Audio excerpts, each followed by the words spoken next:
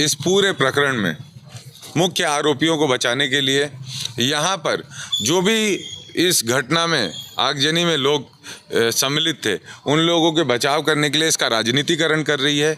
हमारा साथी यहाँ यूथ कांग्रेस का अध्यक्ष शैलेंद्र बंजारे, उसके परिवार को ये कहा गया कि आप देवेंद्र यादव का नाम इस पे लिखवा दीजिए, हम आपको छोड़ देंगे।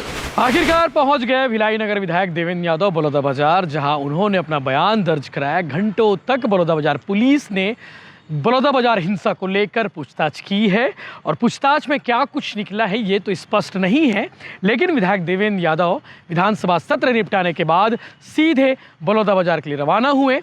तकरीबन शाम को 5 बजे के आसपास वो एसपी दफ्तर पहुंचे, जहां पत्रकारों से बातचीत करते हुए फिर वही बात कही जो बात अपने मीडिया के साथियों के सामने बार बार वो कह रहे हैं। इसके अलावा एक ज़रूरी बात विधायक देवेंद्र यादव ने अपने बाइट में कही है। उनका कहना है कि जिन युवा कांग्रेस के नेताओं को गिरफ्तार किया गया है, जिन युवा कांग्रेस जो एनएसआई के पदाधिकारी जिनकी गिरफ्तारी इस दंगा फसाद में हुई है, उनकी गिरफ्तारी बेवजह हुई है। विधायक देवेंद्र यादव का ये कहना है कि देवेंद्र यादव यानी कि उनके चक्कर में उनके खिलाफ में कार्रवाई हो गई।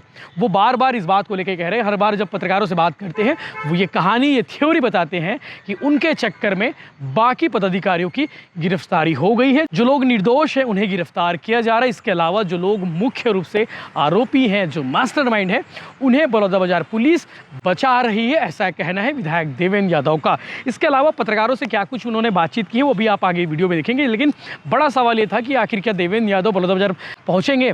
आज वो पहुंच गए। विधानसभा सत्र निपटाने के बाद सीधे बलौदाबाजार गए और बलौदाबाजार में लगभग शाम 5 बजे से जो लेकर पूछताछ की जा रही थी, वो पूछताछ देर शाम तकरीबन 8 बजे तक चली, यानी कि घंटों तक पूछताछ की गई है। अब वो पूछताछ में पुलिस ने क्या पूछा है ये बड़ा सवाल है। हालांकि जो पॉइंट्स आए थे इससे पहले कि आपने भड़काऊ भाषण दिया है, विधायक देवेंद्र यादव के ऊपर आरोप था कि आपने भड़काऊ भाषण दिया है। जो सतनामी समाज के लोग प्रदर्शन कर रहे थे, जो लोग इकट्ठा हुए थे, उस बीच आपने भड़काऊ भाषण दिया है। उन भड़काऊ भाषण की वजह से जो है हिंसा उग्र हुई और हिंसा उग्र होने की वजह से 10 जून को कलेक्ट्रेट परिसर में जो तोड़फोड़ हुई, जिसकी वजह से एसपी दफ्तर के रिकॉर्ड जल गए, आबकारी विभाग के दस्तावेज खाक हो गए, सांख्यिकी विभाग के कागज गायब हो गए।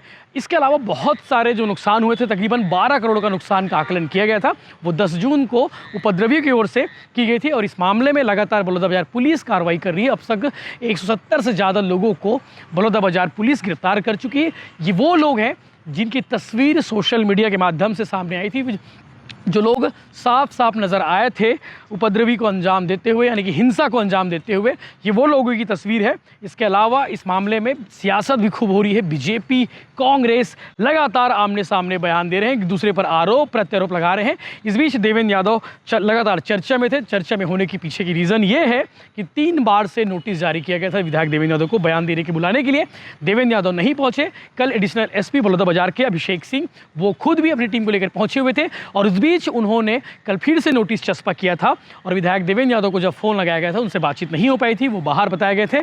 तो आज विधायक देवेंद्र यादव का कहना है कि उनके स्टाफ को धमकाया गया, डराया गया। तो इस मामले में वो हाईकोर्ट भी जाने की बात उन्होंने कही है। तो आप आगे सुनिए। विधायक देवेंद्र यादव जब पत्रकारों से बातचीत किए थे बलौदाबाजार पहुंचकर एसपी दफ्तर के बाहर में, क्या कुछ बातचीत किए थे और उन्होंने क्या क्या आरोप लगाए हैं वो भी सुनिए। लेकिन हमारी कोशिश होगी कि इस मामले में विधायक देवेंद्र यादव से क्या क्या किन किन विषयों में पूछताछ की गई है, वो सवाल कौन कौन से हैं और उन सवालों के जवाब विधायक देवेंद्र यादव ने क्या क्या दिए हैं। इसके अलावा बलौदाबाजार हिंसा को लेकर लगातार अपडेट्स आपको मिलते रहेंगे। आप चैनल के साथ बने रहिए।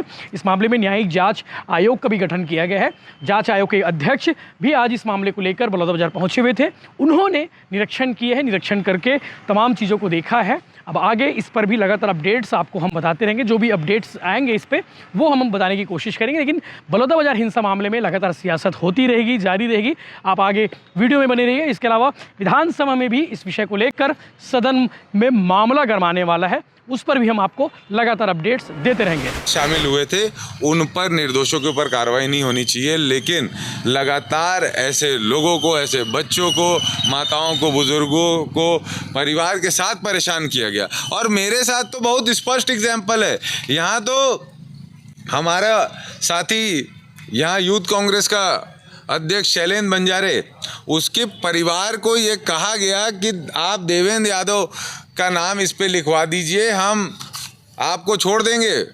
उनके परिवार के लोगों ने खुद कहा, सार्वजनिक रूप से कहा। सोशल मीडिया में मेरे पास मैसेज ऐसा है कि भैया ये आपका नाम लेने के लिए दबाव बना रहे हैं पुलिस, और मैं ये सब डीजीपी और साहब को और सब लोगों को पहले भी सार्वजनिक कर चुका हूँ। जी, सार्वजनिक हो चुकी है, उसकी प्रेस कॉन्फ्रेंस भी हो चुकी है। इस बात का दुख है कि ये पुलिस इस पूरे प्रकरण में मुख्य आरोपियों को बचाने के लिए यहाँ पर जो भी इस घटना में आगजनी में लोग सम्मिलित थे, उन लोगों के बचाव करने के लिए इसका राजनीतिकरण कर रही है। उन लोगों पे, युवाओं पे कार्रवाई हो रही है जिनका कोई लेना देना नहीं। मैं जब यहाँ पहुँचा था, यहाँ के एक पार्षद, यहाँ के एनएसयूआई का एक अध्यक्ष, अकेले ये लोग बेचारे मेरे, क्योंकि मैं आ रहा था तो मुझसे मिलने आ गए और मेरे साथ वहाँ पर चले गए। वो 2-3 लोगों की जिनकी तस्वीरें आ गई, उनको सबको 307 लगाकर भेज दिया। एक जो उचित दस्तावेज होना चाहिए, मैं पुलिस से पूछा जाएगा तो उनके पास वो दस्तावेज नहीं होंगे, लेकिन उनको अपराधी बना दिए, ये गलत है।